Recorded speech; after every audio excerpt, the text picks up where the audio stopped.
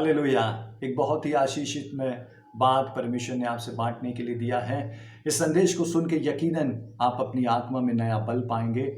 एक दिन परमेश्वर ने इब्राहिम को 12वें अध्याय में, उत्पत्ति के 12वें अध्याय में बुलाया और परमेश्वर ने उससे बड़े वादे किए और कहा, मैं तुझे प्रतिज्ञा की भूमि दूंगा, तुझसे एक बड़ी जाति भी बनाऊंगा, तुझे इसहाक दूंगा। जाति बनाऊंगा मतलब तुझे पुत्र दूंगा। और इब्राहिम और सैरा के पास पुत्र नहीं था और परमेश्वर की इस बात को मान के वो निकल चलते हैं और काफ़ी साल परमेश्वर के साथ चलते हुए उनके बीतते हैं। और लेकिन जब वो वंश को या वंश की प्रतिज्ञा को अपने जीवन में पूरी होते हुए नहीं देखते हैं, तब एक दिन सैरा इब्राहिम से कहती है, परमेश्वर ने मेरी कोख बंद कर रखी है इसलिए मैं बांझ हूँ, लेकिन मेरी दासी जो मिस्र से मैं लाई हूँ, हाजिरा जिसका नाम है, उसको तू ले ले। और इब्राहिम उसकी बात मान लेता है, हाजिरा को अपनी पत्नी कर लेता है, उससे एक संतान उत्पन्न होती है जिसका नाम इश्माइल होता है। और फिर बहुत से समय के बाद परमेश्वर सैरा की भी सुधि लेता है और अपने वचन को पूरा करता है, अपनी प्रतिज्ञा को पूरा करता है। और जब परमेश्वर प्रतिज्ञा को पूरा करता है, इसहाक दुनिया में आता है, इसहाक का खतना किया जाता है, वो बालक भी बढ़ रहा होता है। और फिर सैरा वॉच करती है, देखती है कि इश्माइल इसहाक की हंसी कर रहा है और इस बात से वो बड़ी नाराज हो जाती है और इब्राहिम से कहती है, इस दासी को और इसके बेटे को इस घर से निकाल दे, क्योंकि हमारे वंश की हंसी उड़ाता है। ये बात इब्राहिम को बुरी लगती है, लेकिन फाइनली इब्राहिम को इस बात पे मानना पड़ता है, आना पड़ता है, क्योंकि वचन में लिखा, परमेश्वर भी कहता हाँ उसको निकाल दे। और इब्राहिम हाजिरा को घर से निकाल देता है। सुने उत्पत्ति 21वां अध्याय उसकी 14वीं आयत। इसलिए अब्राहम ने सवेरे तड़के उठकर रोटी और पानी से भरी हुई चमड़े की थैली भी हाजिरा को दी और उसके कंधे पर रखी और उसको और उसके लड़के को भी उसे देकर विदा किया और वह चली गई और बेरशेबा के जंगल में भटकने लगी। लिखा हुआ है, इब्राहिम लड़के को और हाजिरा को देखता है और वो जो कर सकता था वो करता है। लिखा हुआ है, उसने रोटी दी और चमड़े की पानी की थैली उसको दी और उसको विदा किया और वो चलती है। और फिर लिखा हुआ है, वो आगे जाके बेरशेबा के जंगल में भटकने लगती है। उसको ये तो मालूम होता है कि वो कहाँ से आई है, उसे मालूम है मैं इब्राहिम के घर से आई हूँ, लेकिन मैं कहाँ जाऊँ मुझे मालूम नहीं है। और लिखा हुआ वो बेरशेबा के जंगल में भटकने लगती है। उसको पता नहीं है आगे मुझे कहाँ जाना, उसको पता नहीं है आगे का रास्ता क्या है, उसे पता नहीं है मेरे जीवन में अब कल क्या होगा। और बहुत बार हम भी अपने आप को ऐसी ही स्थिति में पाते हैं, जब बहुत बार हम खुद को असहाय, कमज़ोर महसूस करते हैं और हमको नहीं मालूम होता अब हम कल का सामना कैसे करेंगे। हाजिरा को नहीं मालूम अब वो कल को कैसे फेस करेगी। और लिखा है, वो जंगल में, बेरशेबा के जंगल में भटकने लगती है। जंगल एक ऐसा स्थान है जहाँ हमें रास्ता नहीं सूझता है।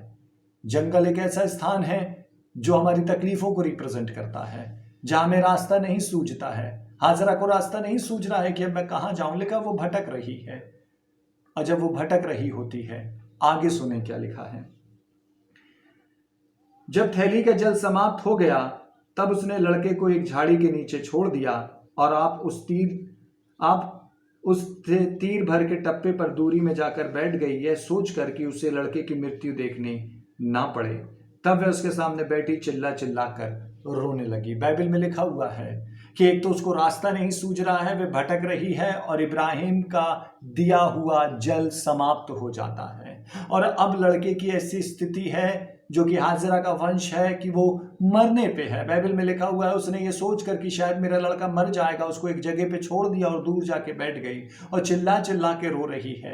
वो ये सोच रही है, उसकी कल्पना ये है कि अब इश्माइल दुनिया में नहीं रहेगा, अब मेरा परिवार यहीं पे एंड होता है, क्योंकि मुझे नहीं मालूम है मैं कैसे चीज़ों को हैंडल करूं। क्योंकि इब्राहिम ने रोटी और पानी तो दिया था, लेकिन इब्राहिम का पानी ख़त्म हो गया है।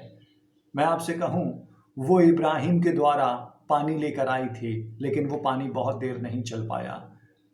और फिर लिखा हुआ है, वो अपने आप को ऐसी स्थिति में पाती है जहां पानी खत्म है और पानी ना होने के कारण लड़का तड़प रहा है। वो सोचती है मेरा लड़का खत्म हो जाएगा और मेरा लड़के का डी एंड यहीं पे हो जाएगा। लेकिन सुने आगे बाइबल में क्या लिखा है। परमेश्वर ने उस लड़के की सुनी और उसके दूत ने स्वर्ग से हाजिरा को पुकार के कहा, हे हाजिरा तुझे क्या हुआ, मत डर, क्योंकि जहां तेरा लड़का है वहां से उसकी आवाज परमेश्वर को सुन पड़ी है उठ, अपने लड़के को उठा और अपने हाथ से संभाल, क्योंकि उसके द्वारा एक बड़ी जाति बनाऊंगा। तब परमेश्वर ने उसकी आंखें खोल दी और उसको एक कुआं दिखाई पड़ा। तब उसने जाकर थैली को जल से भरकर लड़के को पिलाया। समझें, हाजरा जहां पे अपने लड़के की मृत्यु की कामना कर रही है या ये सोच रही है, उसकी कल्पना ये है कि मेरा लड़का अब नहीं बचेगा, वहीं पे परमेश्वर आता है और परमेश्वर उससे कहता है, तू ये सोच रही है कि तेरा वंश यहीं पे समाप्त हो जाएगा, लेकिन परमेश्वर ने तेरे लिए कल्पना किया है। परमेश्वर ने इश्माइल के लिए कल्पना किया है। परमेश्वर के पास तुम्हारे लिए एक प्लान है, एक योजना है। लड़का मरेगा नहीं, लेकिन एक इससे मैं बड़ी जाति को बनाऊंगा। हाजरा सोच रही है कि लड़का नहीं बचेगा, और परमेश्वर कह रहा है लड़का तो छोड़, मैं इससे एक बहुत बड़ी जाति को बनाने पे हूं। जहां हाजरा की सोच समाप्त हो जाती है, वहीं परमेश्वर का काम शुरू हो जाता है। और मैं आपसे कहूं, परमेश्वर बहुत बार हमें अपने जीवन के ऐसे स्थानों में आने देता है, बहुत बार हमें ऐसी परिस्थितियों में आने देता है जहां हमारे आंखों के सामने सब कुछ खत्म सा नजर आता है, जहां हमें कोई भी आशा, कोई भी उम्मीद नहीं नजर आती है। हमको लगता है सब कुछ खत्म हो गया, हमारा जीवन अब आगे नहीं जाएगा। लेकिन समझें, जहां आपकी सोच खत्म होती है, वहीं से परमेश्वर का काम शुरू होता है। हाजरा सोच रही है कि इश्माइल मर जाएगा, लेकिन परमेश्वर कहता है इश्माइल मरेगा नहीं, लेकिन इश्माइल से तो एक बहुत बड़ी जाति को मैं बना के रख दूंगा। हालेलुया। आज आप जिस भी स्थिति में आ गए हैं, आज आपकी सोच आपके भविष्य के लिए और आपके परिवार के लिए जो भी हो गई है, फिक्र ना करें, लेकिन वहीं पे परमेश्वर को पुकार लें।